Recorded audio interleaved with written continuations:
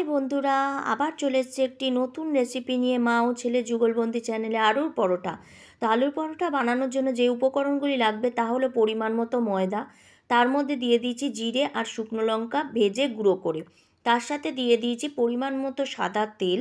এবারে আমি দিয়ে দেবো সামান্য পরিমাণ নুন, তবে নুনটা পরিমাণ মতো দেবে, কারণ আমি এর মধ্যে বিট নুনও দেবো।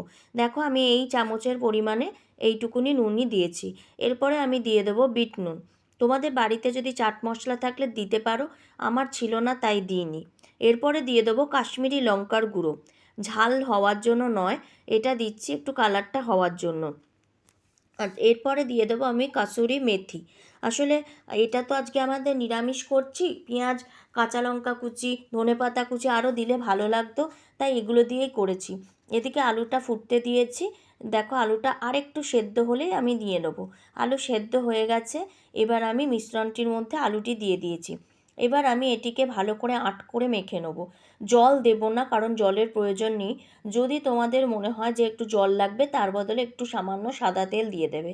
দেখো ভালো করে থেসে নিয়েছি, যথেষ্ট সফট হয়ে গেছে ডোটা, দেখতেই পাচ্ছ তোমরা। এবার আমি একটা করে লেচির আকারে তুলে নেবো। তার আগে দু হাতে আমি সাদা তেল বুলিয়ে নেবো এবং ওই ডোটার ওপরও একটু তেল দিয়ে নেবো। তাহলে আর আলাদা করে তোমার বেলার সময় তেল লাগবে না। এবার আমি একটা একটা করে বেলে নিয়েছি।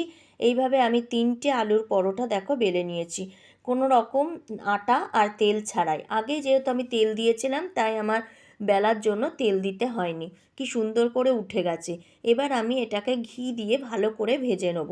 এ দেখো গরম গরম সার্ভ করছে সিমুয়ের পায়েস, বেগুন ভাজা আর সস। কেউ আচার থাকলে তারাও আচার দিয়ে খেতে পারো, তবে আমার বেশি ভালো লাগে এটা সস দিয়েই খেতে। কি সুন্দর জুসি খেতে হবে।